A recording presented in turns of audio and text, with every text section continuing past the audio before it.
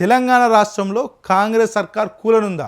ముఖ్యమంత్రి రేవంత్ రెడ్డి సంబంధించి గడ్డు కాలం ఎదుర్కొంటున్నారా? ఈ కాంగ్రెస్ పార్టీలో చేరినటువంటి 10 మంది ఎమ్మెల్యేలకు సంబంధించి అనర్హత వేటు పడనుందా? మరోవైపు ఏదైతే కాంగ్రెస్ పార్టీలో ఉన్నటువంటి 25 మంది ఎమ్మెల్యేల తిరుగుబాటు జరుగుతుందా? ఒకసారి అంశాల మీద చూసే ప్రయత్నం చేద్దాం.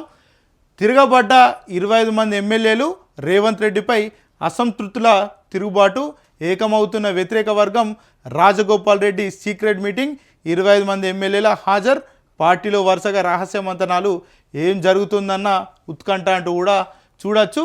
కాంగ్రెస్ పార్టీలో రేవంత్ వ్యతిరేక వర్గం ఏకమవుతుంది.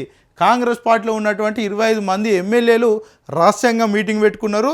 కోమటిరెడ్డి రాజగోపాల్ రెడ్డికి సంబంధించి నేతృత్వంలో ఈ 25 మంది ఎమ్మెల్యేలు కూడా చాలా వరకు రహస్యంగా మంతనాలు చేసి మరి కాంగ్రెస్ పార్టీకి సంబంధించి కూడా ఒక అంశం మీద కొలిక్కి వచ్చినట్టు అర్థమవుతా ఉంది. మరి ఆ అంశం ఏందని కూడా రాష్ట్ర వ్యాప్తంగా ఇప్పుడు ఉత్కంఠ నెలకొంది. ఏదైతే మరి ఇటీవల ఎమ్మెల్యే కోమటిరెడ్డి రాజగోపాల్ రెడ్డి ఆధ్వర్యంలో రహస్య భేటీ అయినట్లు తెలుస్తుంది. గతంలో గుట్టు చప్పుడు కాకుండా మీటింగ్ పెట్టుకున్న ఎమ్మెల్యేలు సైతం ఈ సీక్రెట్ మీటింగ్కు హాజరైనట్లు తెలుస్తుంది. దీంతో పార్టీలో ఏం జరుగుతుంది, ప్రభుత్వంలో ఏ మార్పు రాబోతుందన్న ఉత్కంఠ మొదలైంది.